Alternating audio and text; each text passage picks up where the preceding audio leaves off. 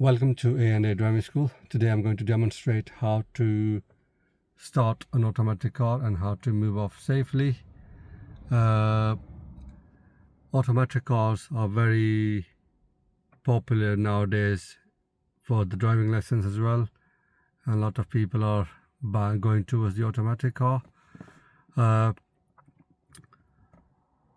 automatic car is very easy to drive in compared to a manual car. In automatic car, you don't have to worry about the clutch control and the gear changing, etc. Let me quickly demonstrate. I show you what are the things that you need to know in an automatic car and how you can move off safely. So let's start. So first of all, what you have to do is when you get into the car, you will see there are two pedals. So the left one, the big one here, is the brake pedal, and the one on the right side here, that is your gas pedal.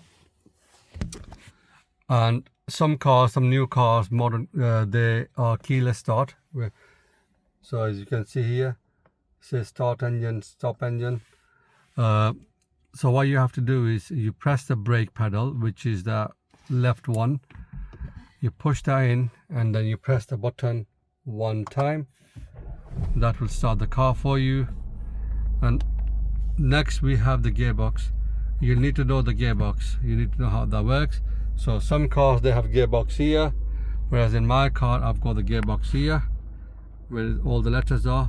So basically what you have to do is just follow the letters. For example, if the D is down, you push that down, that's in drive. Reverse is up, you push that up, and the parking is the button on the outside, so push that button. Now how will you be able to tell if you have selected the D? As you can see on the screen, you got the same letters on the screen. So when I push that down, as you can see, the D one is selected, so that means my car is in the drive, so I can drive off. Now to be able to do that, I need to do an effective observation. So the effective observation is you check center, where you need to know where the traffic is coming from. In my case, the traffic is coming from the right side.